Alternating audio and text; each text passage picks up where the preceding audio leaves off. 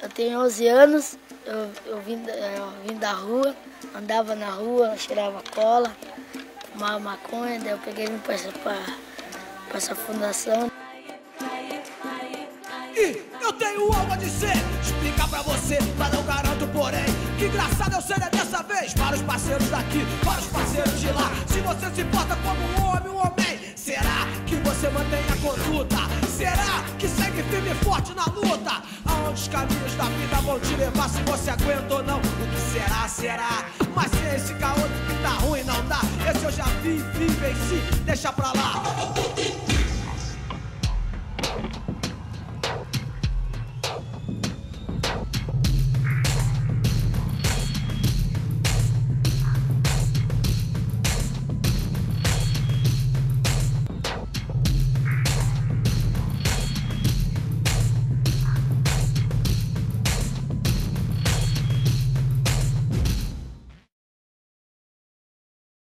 A criança ou adolescente em situação de rua é sempre uma criança e adolescente que tem seus direitos fundamentais ameaçados ou violados. Não é só em razão da miserabilidade, mas pode ser em razão da própria violência dentro da família, pode ser também a não inclusão social através da educação, estar fora da escola, que essa espacialidade pública da palavra e da ação é lá que a criança tem que estar. Além da criança e adolescente estarem no orçamento, a criança e adolescente tem que estar na família e tem que estar na escola. Nas famílias que estão atingidas pela miséria e que estão em processo de desestruturação, eles vão para as ruas para ajudar a compor a renda familiar.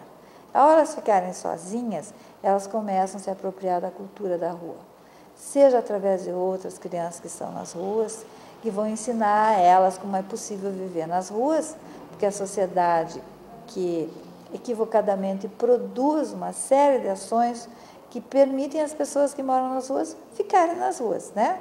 Existem albergues, existem alimentações como sopões distribuídos nas praças para as famílias de baixa renda. As crianças vão aprendendo isso. Atualmente, né, nós realizamos abordagem para os meninos de rua.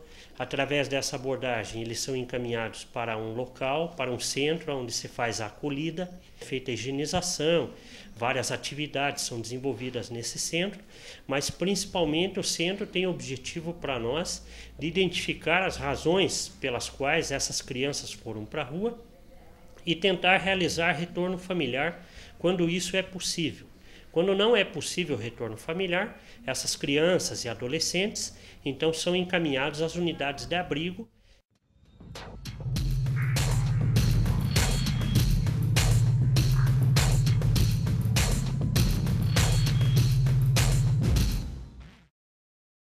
Quando você começa a ver que uma prefeitura ou um poder municipal vai perpetuando essa prática de ter mais políticas superficializadas, de alto giro e de baixo custo, e menos políticas de proteção, esse é um outro sintoma de que as políticas têm que ser revistas.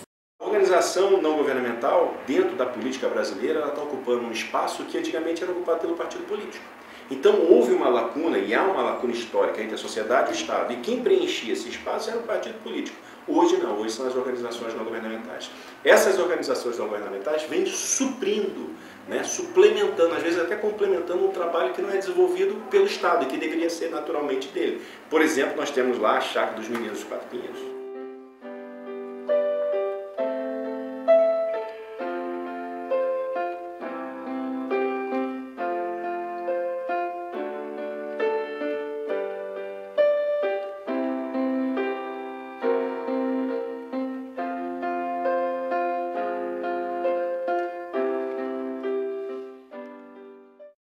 O trabalho que hoje é desenvolvido aqui na chácara, Meninos de Quatro Pinheiros, ela tem uma longa história. Em 1979, então, iniciou-se o trabalho na Vila Lindólia e ali, então, era chamado Favela do Valetão, tá? Que ficou depois com o nome Comunidade Profetelia, como é conhecido até hoje. E essa história, na verdade, assim, começou, eu sou de uma família humilde, E eu sempre tive preocupação, na verdade, com a questão social. Assim, no meu lema, se eu não tenho pão para todo mundo, eu não tenho o direito de comer um pão sozinho. Juntou-se a nós lá na favela, o Fernando, o Euclides e Osni. Os três se juntaram e começaram um trabalho muito bonito de organização das crianças. Após 8 anos de vivência nessa favela, eu fui para as ruas de Curitiba, também com o objetivo de resgatar, já que era o meu sonho anterior, com o objetivo de trabalhar com população de rua. Ali na Praça Tiradentes, em frente à Catedral, aí na Praça Osório, eles ali então reuniam as crianças e faziam brincadeira à noite.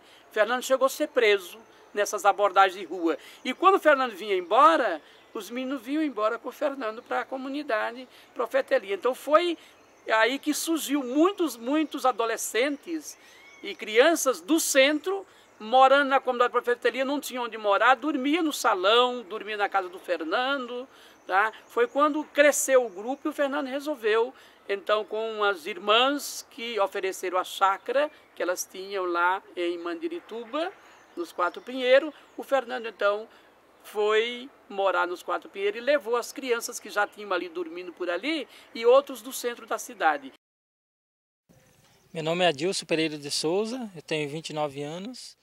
Então, eu saí assim de casa desde os meus 5 anos, já fiquei assim na comunidade. Aí eu comecei a ir para o centro da cidade e voltava assim até mais ou menos aos 8 anos. Depois eu já fiquei fixo na rua até meus 15 anos, né? Então, para sobreviver ali, eu tinha que roubar, usava droga, né? Apanhava dos policiais, ia preso. Até que eu conheci o Fernando, né, que ele fazia um trabalho nas ruas, né, de Curitiba, fazia abordagem de rua.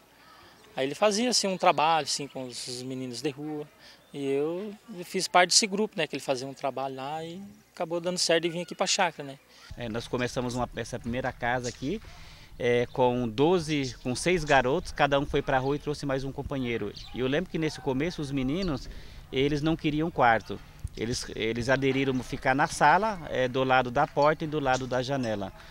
E sempre era o sentido de fuga. Por quê? Porque a vida dele foi sempre fugir, né? Então fugiu de casa, fugiu da polícia, fugiu de vários internatos. E se aqui também não fosse aquele projeto que ele sonhava, eles também iam fugir daqui. E com muita naturalidade, então vocês fiquem à vontade. E eles ficaram, da forma como eles se organizavam nas ruas, ficaram na chácara. E uma coisa legal é que depois de 15 dias eles se organizaram para cada um ir para os quartos. E quando eles foram para os quartos, o que eles fizeram? Eles fizeram uma reunião entre eles e eles acabaram excluindo do grupo os meninos que eram violentos nas ruas. Eu conheci o projeto em 95, quando tinha essas 2 casas só. Acabaram de construir essa, tinha a segunda turma de meninos. E além das casas, dos meninos, do Fernando, mas algumas pessoas que estavam ajudando, tinha muito pouco, nem tinha o que comer muitas vezes. Tinha uns pãozinhos brancos que chegaram de doação, a única doação naquele tempo, que eram azuis com mofo. Tinha que cortar tudo, o pedaço do meio você fritava para comer. Mas mais do que isso, mais do que a falta de roupa, o fato que os meninos ainda andaram com bastante feridas da vida na rua, né? Eu fiquei impressionada pela criatividade, esse desejo muito forte de estabelecer uma vida diferente aqui. Eu sou casado, faz 2 anos que eu sou casado, tenho minha casa. Hoje eu estou fazendo serviço social na Universidade PUC do Paraná. Estou coordenando também uma ONG na Vila das Torres, né? Que é um trabalho com contraturno escolar, 32 crianças, junto com o apoio lá da comunidade lá. Há uma pedra no caminho, você pode retirar, com uma flor que tem espinho, você pode se arranhar. Se o bem e o mal existe, você pode escolher. É preciso saber viver. Meu nome é Adriano, eu tenho 24 anos, eu moro em Curitiba, eu faço educação física na PUC, estou cursando o 4º período, trabalho na fundação há 1 ano e 3 meses, não era briguento, nada, era um menino não rebelde, mas que não gostava de estudar, e morava com meus pais, tinha dificuldade bastante, E aos 11 anos, 9 e 10 anos, eu acabei saindo de casa. A vida na rua era divertida e ao mesmo tempo perigosa, porque por ser criança você não tem noção do perigo, né? Então você usava drogas, roubava e era preso e às vezes já estava solto no dia seguinte. Se ele entra no mundo da droga, ele ganha dinheiro, entra na falsa ilusão que vai ganhar dinheiro com muita facilidade. E como eles não têm opção, a droga acaba dando esse falso trabalho para eles. Por que a proposta da chácara? Na verdade, ela é formada num tripé. Para os meninos é o resgate das famílias, o convívio deles com a terra, o resgate das famílias oriundas do interior. O segundo ponto é a convivência deles com os animais e com o meio ambiente. E o terceiro ponto é exatamente a distância das drogas. Na fundação não pode fumar, não pode beber, nada, não é obrigatório o menino a ficar, fica quem quer, né? Quem tem vontade de fumar. A fundação insiste em algumas coisas para o menino ficar, para mudar. Os que têm mais dificuldades com cigarro, álcool, alguma coisa, é feito um trabalho diferenciado, né? Eu não pedi pra nascer, eu quero apenas sobreviver. Eu não pedi pra nascer, eu quero apenas... A chácara aqui em Quatro Pinheiros, ela funciona assim. Ela abriga meninos de ruas que têm necessidade na família. O pai e a mãe não podem cuidar ou perdeu o pai e a mãe. A faixa de idade aqui é de 6 a 18 anos, né? Porque trocaram a força do trabalhador pelo computador. Poder industrial que não reclama da política. A parte estrutural, digamos assim, da chácara, ela corresponde a 6 casas. A gente tem também a marcenaria, a oficina mecânica, o anfiteatro com cinema, o laboratório de informática, 3 bibliotecas, consultório médico e odontológico, granja e 2 campos de futebol. Basicamente essa estrutura, além de criação de animais e entre outras. Pra nascer, eu quero apenas sobreviver. Aqui é na nossa granja, nós criamos galinha, vocês estão vendo ali o peru, tem uma criação dos leitãozinhos.